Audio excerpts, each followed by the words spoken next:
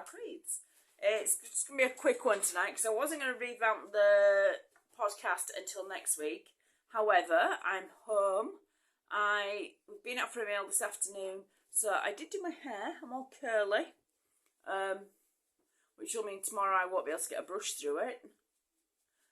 But yeah, I just thought, you know what, we'll do a quick video, quick podcast, and then get on with it, because I keep putting it off, and, you know, may as well get this done. So, I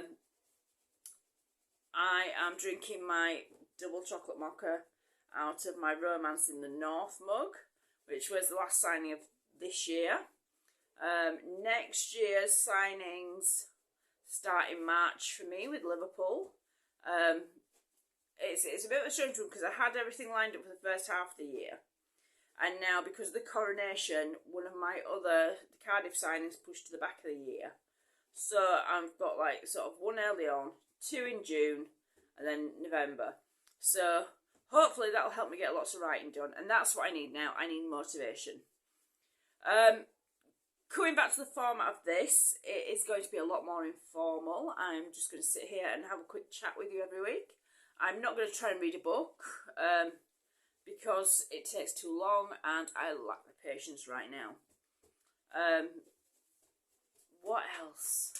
If you can hear a noise in the background, it's because the dog is incapable of laying still. He's a Springer Spaniel, love him to bits, but he's a pain in the backside. And he will keep wandering past, releasing toxic gas before going and moving somewhere else. I have shut the cat in the kitchen because she just wants to knock the tripod over. And I've got to watch this video back because I've got some white dots on my screen. They're not moving, so I'm hoping it is just on the screen and not something that's going to be affected when I actually process this later on.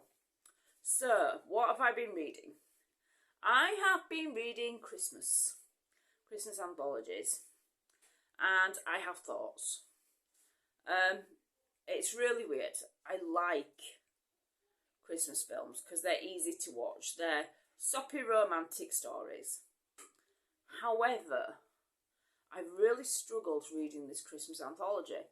My problem is, and I know I've written in a lot of anthologies myself, I know how hard it is to fit that full story into 5,000 words, 10,000 words. I get that. But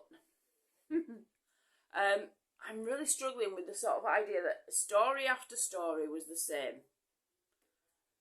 Boy meets girl, or boy meets girl that girl meets boy that she used to go out with 10, 20 years ago and had a horrible experience with. One conversation, everything's resolved, and they're naked in bed. And then an epilogue of 5 years later, they're married with a kid. And I just want so much more from the stories. I want more. I want some build up to them falling into bed with each other. I don't like it that they're sort of finding it that easy to forgive all the... One story was a girl had lots of issues about her own body and how she looked, and then the next minute she's getting naked, climbing on the guy and sticking her breasts in his face, and it was like, no, that wouldn't happen. Even if you fell into bed with him that first time, you're still going to be insecure and paranoid, and he's going to have to coax you round into feeling better about yourself. You know, I know that a Christmas romance is fantastical in some ways, but not so that it takes you out of the story. I want to be able to stay in the story. I don't want something that's going to take me out of it. And then we're going to the epilogues. Now, a lot of people I know will use anthologies as either a side story for characters or as a kick-off point for characters, which is great. I do that myself. But when nearly every story has the epilogue of 5 years later or 3 years later, you start to think, I don't know, some of the characters I really liked, and I thought they could have had a lot more done with them, which again is down to each individual author. Some people don't like revisiting characters they've already done. Maybe they thought they'd done everything in that story they could. But I just think so many of them had potential to be more than they ended up as. And that the epilogue is a full stop under a story. It's telling the reader you're not getting any more. And I don't know, because to me an anthology is coaxing somebody in. So it sort of has dual ways of, if it's the first time somebody's read your book or read work by you and then it ends quite abruptly and then you get 5 years later, I don't necessarily know that that's the best way to draw a reader in to actually continue reading your books later. I may be wrong. Other readers may have thoughts on that. If you do, please leave me a message and let me know. You can find me on social media all over the place, and most of you'll find me on Facebook or Instagram. So just let me know what you think and give me your views on that. Do you like an epilogue? Do you want to know what goes next? Or do you want the temptation of maybe a full story later on? I did a story for Bob and the Bullets, which is coming out as Paying His Debts. And I got so many emails from that story asking me, when's the full book coming? And it is coming. It is coming next month at some point, hopefully. Just got some other family stuff going on right now, and I'm hoping that won't hold me back. So I've got to have a quick sip.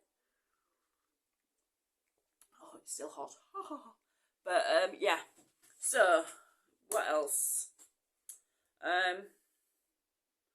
Keeping this short so I can get upstairs and I can get it edited, because I'm downstairs at the minute. New place to film for these, which is going to be in front of my bookshelves. I need to tidy this bookshelf really. This is the Warhammer organisation bookshelf really.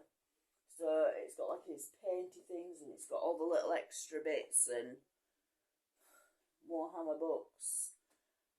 So it's this.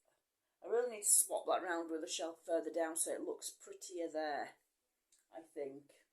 Or maybe swap it with the top shelf that's out of sight. Problem is it's got to be this shelf because that's the one way that these fit on.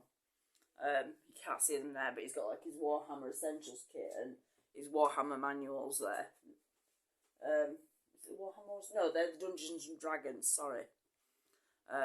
This is the geekdom we live in.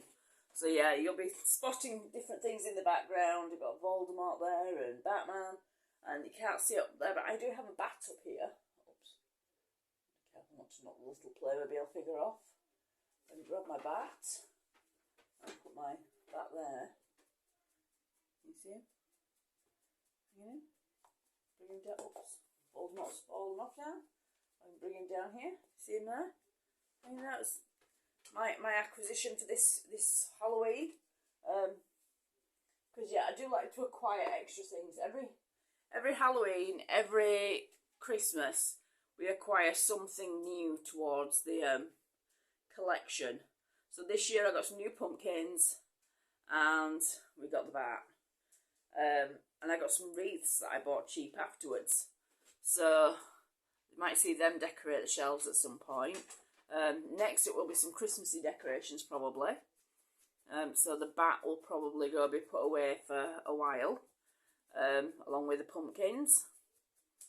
And yeah, I'm going to try to use different areas to do different things. So Coffee and Dark Reads is going to be here in front of the bookshelves.